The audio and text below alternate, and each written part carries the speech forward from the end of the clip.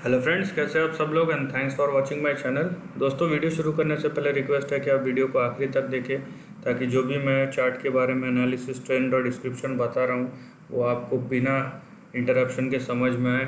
और अगर आप लास्ट तक बिना स्किप किए देखेंगे तो आपके लिए ज़्यादा हेल्पफुल होगा।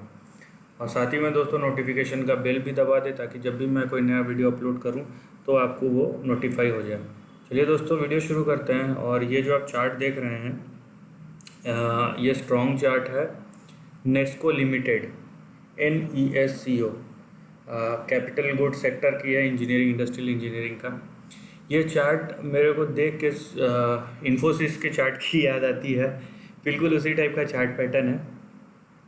अब अगर इन्फोसिस का चार्ट देखेंगे तो ये है कि ये 2007 में ऐसा बना है, वो 2000 में बना था और तब से इस टाइप का चार्ट पैटर्न है।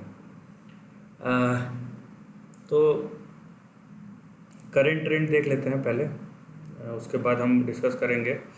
यहाँ पे देखिए 2002 से 2007 63,000% का रिटर्न।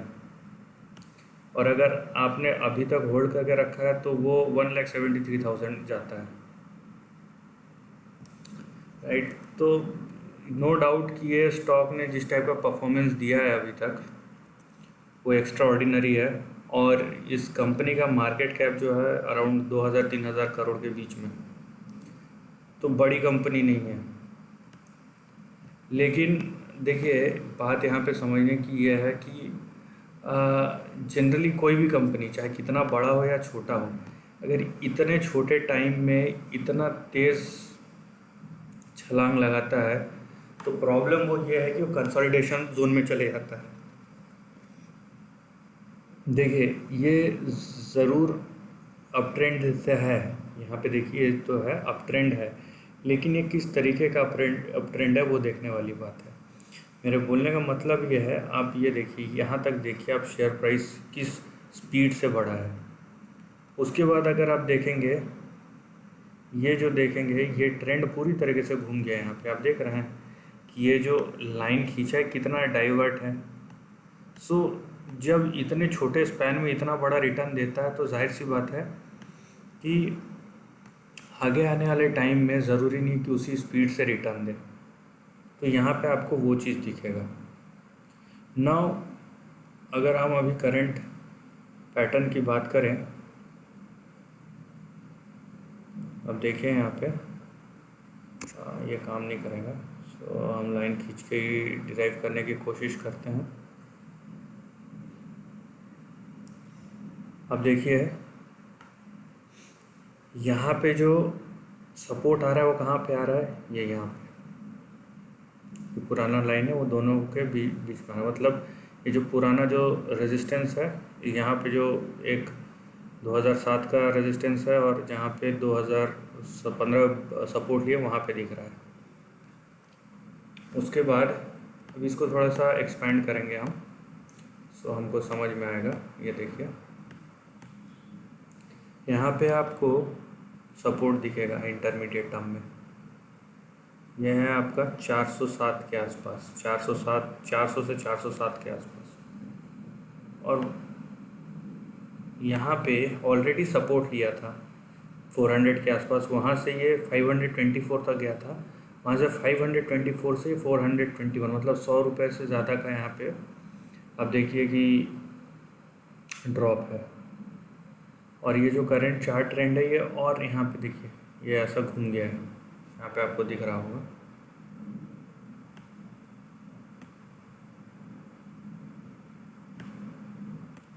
ये इसका ट्रेंड है।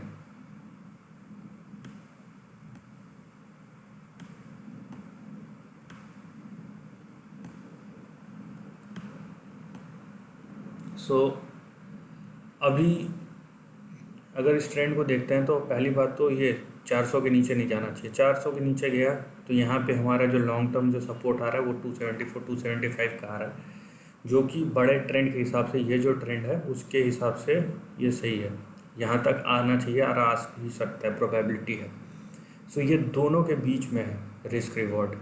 तो ये आपको प्लान करना है कि भाई मेरे को यहाँ तक ये सपोर्ट है या यहाँ तक आ सकता है। दूसरी बात यह है कि अभी ये जो स्पीड है ना, ये फिर से शिफ्ट हो गया है। यहाँ पे आपको दिख रहा होगा,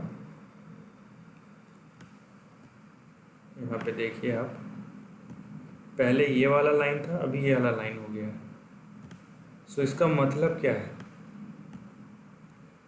इसका मतलब ये बोल सकते हैं आप कि अगर मान लीजिए यहाँ तक आता है फॉर एग्ज़ाम्पल, और अगर ये बहुत तेज़ी से ऊपर जाता है तो चांसेस है कि ये लाइन के ऊपर जाके सस्टेन करेगा और उसके बाद ये आपका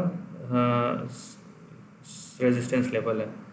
अब वो चाहे 1600 हो या 2000 हो, वो क्योंकि ये मल्टी ईयर हाई है, सो इसको जाने में टाइम लगेगा। लेकिन यहाँ पे आने के बाद अगर ये धीरे धीरे इस तरीके का ट्रेंड होता है तो हाई प्रोबेबिलिटी है कि ये इसका रेजिस्टेंस बन जाएगा। ठीक है, यहाँ पे जाने के चांसेस कम है, अनलेस कि कोई बहुत बड़ा चीज़ हो, इवेंट हो या ब्रेकआउट हो जाए, मार्केट वैसा हो। सो अगर ये इस एंगल में जाएगा तो बहुत प्रोबेबिलिटी है कि यहाँ तक जाएगा फिर नीचे गिरेगा। सो ये दोनों आपको देखना है कि इसका एंगल और ट्रेंड। ये तो हो गया दोस्तों ऊपर का बात, और ये लॉन्ग टर्म ट्रेंड है। ये 1-2 दिन में ऐसा नहीं कि आज गिरा तो ट्रेंड चेंज हो जाएगा, वैसा नहीं है, मल्टी ईयर ट्रेंड है ये। तो ये देखने और समझने वाली बात है। सो ऊपर की बात तो हो गई, नीचे, इसके नीचे अगर गिरा तो बड़ा करेक्शन हो सकता है, जैसे कि यहाँ तक 164, या फिर बोल सकते हैं आप 116, यहाँ तक हो सकता है करेक्शन। तो ये 270 का लो नहीं टूटना चाहिए। इससे ज़्यादा पेसिमिस्टिक होना भी सही नहीं है, क्योंकि कंपनी के फंडामेंटल्स इतने वीक नहीं है।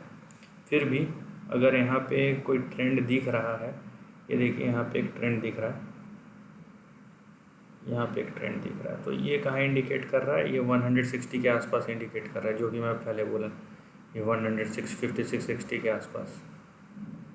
सो इसको भी आप ले सकते हैं। और अगर यहाँ से टूटता है, ये देखिए ये लाइन टूटता है, तो फिर बहुत बड़ा फॉल आएगा। यहाँ से नहीं टूटना चाहिए, यहाँ तक आया और फिर मैक्स मैं फ़िलहाल यहाँ तक ले रहा हूँ 150-160, ये लाइन के ऊपर, ये लाइन के नीचे गया तो लॉन्ग टर्म में बड़ा डिक्लाइन आ सकता है।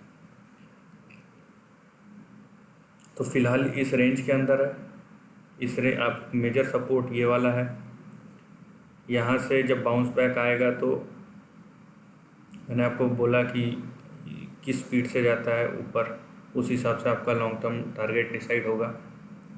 और नीचे का सपोर्ट भी अगर यहाँ से टूटता है तो वो भी बताए। सो आप ये 3-4 चीज़ें दिमाग में रखिए। चार्ट बहुत स्ट्रॉन्ग है, वैल्यूएशन करेक्ट होने में टाइम लग सकता है, क्योंकि ये रीज़नेबल तो नहीं दिख रहा है, क्योंकि खासकर मतलब 2000-3000 के मार्केट कैप के लिए करेक्शन होंगे। सो आप सपोर्ट एंड रेजिस्टेंस को पूरा ध्यान रख के चलें। अगर ये करेक्शन छोटे टाइम के लिए होता है तो जाहिर सी बात है ख़त्म हो जाएगा, बड़े टाइम के लिए होता है तो उसे long term support and resistance आपको बता दिया। तो अगर आप ये देख के चलेंगे तो आपको बहुत हेल्प होगा ऑब्जर्वेशन रखने में। तो ज़रूर ऑब्जर्वेशन में रखिए। और इसी अपडेट के साथ वीडियो ख़त्म करूँगा। वीडियो पसंद आए तो लाइक और शेयर कीजिए, थॉट्स कमेंट सेक्शन में लिख के बताइए, और ऐसे ही नए कंटेंट के लिए चैनल को प्लीज़ सब्सक्राइब कीजिए। Lastly, take care of your family and friends.